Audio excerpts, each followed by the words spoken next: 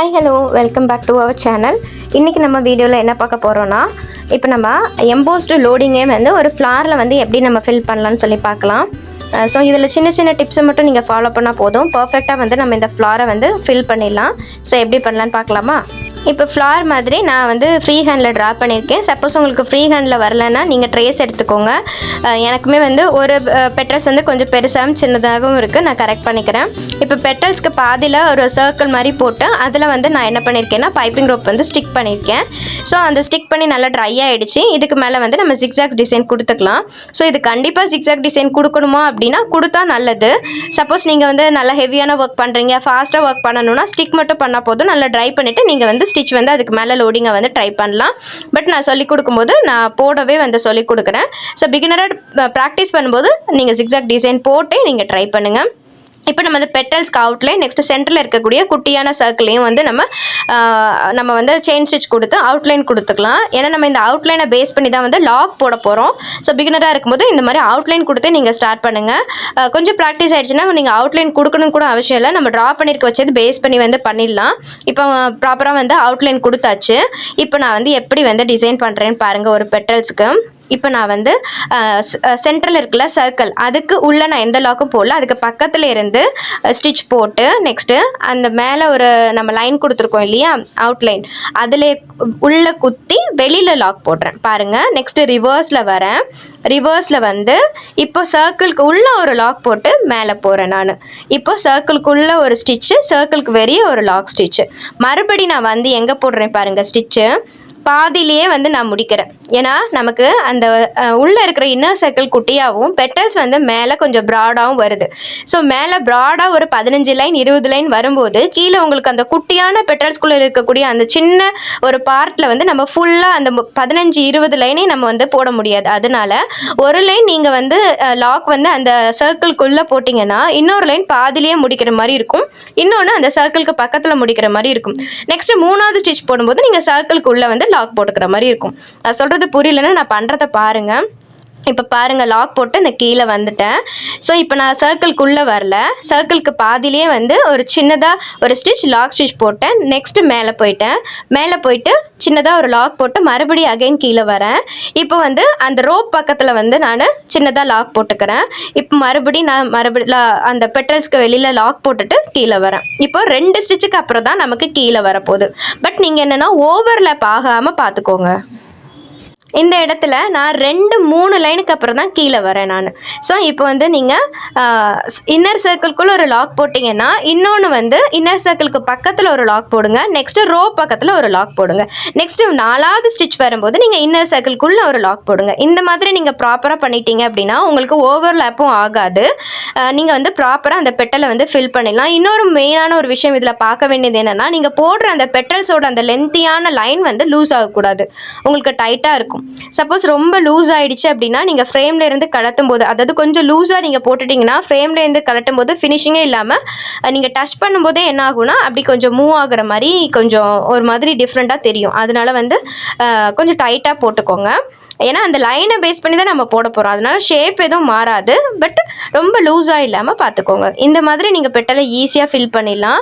Petal filling method already நான் வந்து கொடுத்துருப்பேன், நான் ஒரு வீடியோவாக கொடுத்துருப்பேன். ஆனால் எம்போஸ்டிங் இல்லாமல் நம்ம பேசிக் கிளாஸில் பார்த்துருப்போம்.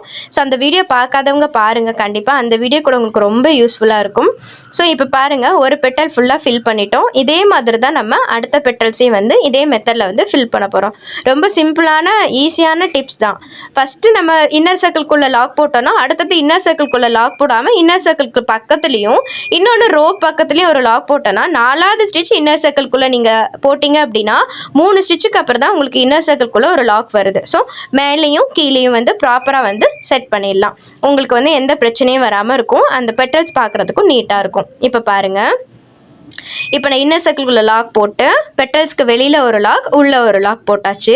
நெக்ஸ்ட்டு இன்னர் சர்க்கிள்குள்ளே வந்தாச்சு. நெக்ஸ்ட் இப்போ மேலே போகிறேன், வெளியில் ஒரு லாக் போட்டாச்சு. நெக்ஸ்ட்டு பாதியில் வந்து இன்னர் சர்க்கிளுக்கு பக்கத்தில் லாக் போடுறேன் பாருங்கள். இன்னர் சர்க்கிள்குள்ளே வரல, பக்கத்தில் லாக் போட்டு அகைன் மேலே போயாச்சு.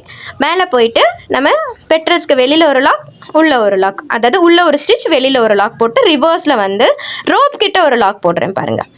ரோப் கிட்ட லாக் போட்டு மறுபடியும் நான் மேலே போயிட்டேன். ஸோ இதே மெத்தட் வந்து நீங்கள் ஃபாலோ பண்ணுங்கள். கண்டிப்பாக வந்து ட்ரை பண்ணி பாருங்கப்பா. இது மாதிரி வந்து ப்ளவுஸ் கலருக்கு ஏற்ற மாதிரி, அதாவது சாரியும் ப்ளவுஸும் டிஃப்ரெண்ட்டாக இருக்கும்போது நீங்கள் இந்த ப்ளவுஸ் வந்து கான்ட்ராஸ்ட்டாக ஒரு கலர் வந்து கொடுக்கும்போது, அதாவது ப்ளவுஸோ அல்லது சாரிக்கோ மேட்ச் பண்ணி நீங்கள் இந்த ஃப்ளார்லாம் கொடுத்து நீங்கள் கொடி டிசைன் போடும்போது இன்னும் பார்க்குறதுக்கு நல்லா நீட்டாக இருக்கும். ஸோ அந்த மாதிரி கூட நீங்கள் ட்ரை பண்ணலாம். அல்லது நம்ம ப்ரூச்சஸ் பண்ணுற மாதிரி அங்கங்கே இது மாதிரி ஒவ்வொரு நீங்கள் நெக்லைனில் கூட இந்த மாதிரி ஃப்ளார் வச்சு கூட நீங்கள் டிசைன் பண்ணலாம். ஸோ நிறைய ப்ளவுசஸ் டிசைன் வந்து பிரிண்ட்ரெஸ்ட்டில் இருக்குது. செக் பண்ணி அது எப்படி பண்ணியிருக்காங்க அப்படின்னு சொல்லிட்டு அது கொஞ்சம் நீங்கள் யோசித்து திங்க் பண்ணி பாருங்கள். ஸோ இதே மாதிரி நான் எல்லா பெட்டல்ஸையும் வந்து ஃபில் பண்ணிக்கிறேன். பாதி பெட்டல் ஃபில் பண்ணிவிட்டு உங்களுக்கு காமிக்கிறேன் பாருங்கள்.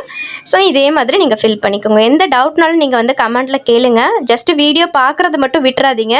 புரியல அப்படின்னா 1க்கு 2 முறை பாருங்கள். பார்த்துட்டு வந்து உங்களுடைய கருத்துக்களை வந்து கமெண்ட்டில் வந்து தெரியப்படுத்துங்க. சப்போஸ் நீங்கள் வந்து நம்ம குரூப்பில் ஜாயின் பண்ணாமல் வீடியோ மட்டும் பார்த்து ஒர்க் பண்ணுறீங்க அப்படின்னா உங்களுடைய ஒர்க்கை வந்து நீங்கள் இன்ஸ்டாகிராமில் கூட எனக்கு நீங்கள் ஷேர் பண்ணலாம். இன்ஸ்டாகிராமில் டேரெக்டாக நீங்கள் எனக்கு டிஎம் பண்ணலாம். நம்ம குரூப்பில் தான் ஜாயின் பண்ணணும் அவசியம் இல்லை.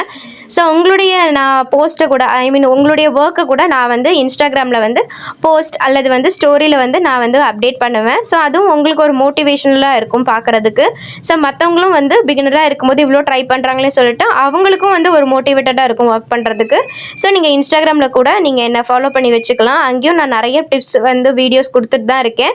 ஸோ இங்கே நம்ம யூடியூப்பில் வந்து லாங் வீடியோக்கு நான் மெயினாக ஃபோக்கஸ் பண்ணுவேன். ஷார்ட்ஸ் வந்து யூடியூப்பில் இருக்கக்கூடிய லாங் வீடியோலேருந்து 1-2 பார்ட் எடுத்து ஷார்ட்ஸாக ப்ரொவைட் பண்ணுவேன். ஸோ அதே தான் நான் வந்து இன்ஸ்டாகிராமில் வந்து ரீல்ஸாக ப்ரொவைட் பண்ணுறேன். ஏன்னா வந்து மக்களுடைய மைண்ட் செட் வந்து டிஃப்ரெண்ட்டாக இருக்கும். சில பேர் வந்து லாங் வீடியோஸ் பார்ப்பாங்க, சில பேர் ஷார்ட்ஸ்லேயே வந்து நிறைய விஷயங்கள் வந்து தெரிஞ்சுப்பாங்க. ஸோ நம்ம இன்ஸ்டாகிராம்லேயும் வந்து நிறைய பீப்புள் வந்து ரீச் பண்ணலாம். நீங்கள் வந்து புதுசாக வந்து பிஸ்னஸ் ஸ்டார்ட் பண்ணுறீங்க அப்படின்னா இன்ஸ்டாகிராம், ஃபேஸ்புக், யூடியூப்பில் வந்து உங்களுடைய பிஸ்னஸை நீங்கள் அப்டேட் பண்ணிகிட்டே இருங்க. அப்போ தான் உங்களுக்கு நிறைய ஆர்டர்ஸ் வரும். கண்டிப்பாக இப்போ சோஷியல் மீடியாவோட வளர்ச்சி வந்து எல்லாருக்குமே வந்து கிளியராக வந்து பார்க்க முடியுது. ஏன்னா வீட்டில் இருந்து நம்ம வந்து சின்ன பிஸ்னஸ் ஸ்டார்ட் பண்ணும்போது அது வெளி உலகத்துக்கு தெரிய வராது. பட் இதுவே வந்து நீங்கள் சோஷியல் மீடியாவில் வந்து உங்களுடைய ஒர்க்கை வந்து ஷேர் பண்ணும்போது கண்டிப்பாக உங்களுக்கு பிகினராக இருக்கும்போது ஆர்டர்ஸ் வரலனாலும் போக போக உங்களுடைய ஒர்க்கை பார்த்து ஆர்டர்ஸ் நிறைய வரும். ஸோ உங்களுடைய ஒர்க்கை வந்து கண்டிப்பாக சோஷியல் மீடியாவில் ஷேர் பண்ணுங்கள். நான் ஏற்கனவே சொன்ன மாதிரி தான் ஃபஸ்ட்டு நம்ம பாதியில் லாக் பண்ணுறோம். நெக்ஸ்ட்டு நம்ம இன்னர் சர்க்கிளுக்குள்ளே பக்கத்தில் ஒரு லாக் பண்ணுறோம். அப்புறம் இன்னர் சர்க்கிளில் ஒரு லாக் பண்ணுறோம். அதே மெத்தடை வந்து நீங்கள் ஃபாலோ பண்ணிவிட்டு பெட்டல்ஸ் எல்லாம் ப்ராப்பராக வந்து நம்ம ஃபில் பண்ணிடலாம். பெட்டல்ஸ் வந்து எல்லாமே ஒரே ஷேப்பில் இருக்கிற மாதிரி பார்த்துக்கோங்க. ஃப்ரீ ஹேண்டில் இல்லைன்னா நான் ஏற்கனவே சொன்ன மாதிரி நம்ம ஸ்க்ரீனுக்கு அடியில் நம்ம மொபைலோட பிரைட்னஸ் இன்க்ரீஸ் பண்ணிவிட்டு ஈஸியாக வந்து நம்ம ட்ரேஸ் பண்ணிடலாம். ட்ரேசிங்க்குன்னு தனியாக வந்து ஒரு பிளேலிஸ்ட் இருக்குது, செக் பண்ணி பாருங்கள். பிகினராக இருந்தீங்கன்னா அந்த வீடியோஸ் எல்லாமே ரொம்ப ஹெல்ப்ஃபுல்லாக இருக்கும். அது மாதிரி எப்படி ஈஸியாக ட்ரேஸ் பண்ணுறது, சப்போஸ் ட்ரேசிங் மெத்தட் இல்லைனா கூட, ட்ரேசிங் பிக்சர்ஸ் இல்லைனா கூட அது எப்படி நம்ம டிசைன்ஸ் வந்து ட்ரேஸ் பண்ணலாம் அப்படின்னு சொல்லிட்டு ChatGPT யூஸ் பண்ணி எப்படி நமக்கு ஹெல்ப்ஃபுல்லாக வந்து மாற்றிக்கலாம்னு சொல்லிட்டு நான் ஷேர் பண்ணியிருப்பேன். ஸோ அந்த வீடியோஸ்லாம் பாருங்கள். 1-2 வீடியோ வந்து நீங்கள் மிஸ் பண்ணிட்டாலும் கொஞ்சம் வந்து புரியாத மாதிரி இருக்கும். ஏன்னா பிகினராக இருக்கும்போது அந்த மாதிரி ஃபீல் பண்ணுவோம் எல்லாருமே. நானும் அது மாதிரி ஃபீல் பண்ணியிருக்கேன். அதனால் வீடியோஸ் பாருங்கள். கண்டிப்பாக உங்களுக்கு ஸ்டார்டிங்கில் இருந்து எந்த மாதிரிலாம் ஹெல்ப்ஃபுல்லாக இருக்கும்னு சொல்லிட்டு நான் வீடியோ வந்து ப்ரொவைட் பண்ணிகிட்டு இருக்கேன். ஸோ இந்த வீடியோ உங்களுக்கு பிடிச்சிருந்துச்சி அப்படின்னா லைக் பண்ணிவிட்டு மறக்காமல் உங்களுடைய கருத்துக்களையும் எனக்கு கமெண்ட்டில் ஷேர் பண்ணுங்கள். ஸோ பைப்பிங் ரோப் ஃபுல்லாகவே நம்ம வந்து நெருக்கமாக ஸ்டிச் கொடுத்தா தான் அந்த ரோப்பும் வந்து நமக்கு வெளியே தெரியாமல் இருக்கும். இந்த இடத்துல பைப்பிங் ரோப் தான் கொடுக்கணும் அப்படின்னு கிடையாது. நீங்கள் பீட் லோடிங் கொடுக்கும்போது பீட்ஸ் கொடுத்துக்கலாம், ஜர்தோசி லோடிங் கொடுக்கும்போது ஜர்தோசி கொடுத்துக்கலாம். ஸோ நம்ம இப்போ த்ரெட்டு கொடுத்துருக்கனால நம்ம வந்து பைப்பிங் ரோப் கொடுத்துருக்கோம். ஸோ நீங்கள் எந்த மாதிரி ஒர்க் பண்ணுறீங்களோ அதுக்கு ஏற்ற மாதிரி நம்ம கொடுத்துக்கலாம். ஸோ நெக்ஸ்ட் வீடியோவில் நம்ம பீட் லோடிங் எப்படி பண்ணுறதுன்னு சொல்லிட்டு நான் கிளியராக உங்களுக்கு வீடியோவில் ஷேர் பண்ணிடுவேன் 1 by 1. நான் பண்ண மிஸ்டேக்கும் இந்த இடத்துல நான் என்னென்னா எனக்கு இந்த இடம் தான் கன்ஃபியூஸ் ஆச்சு.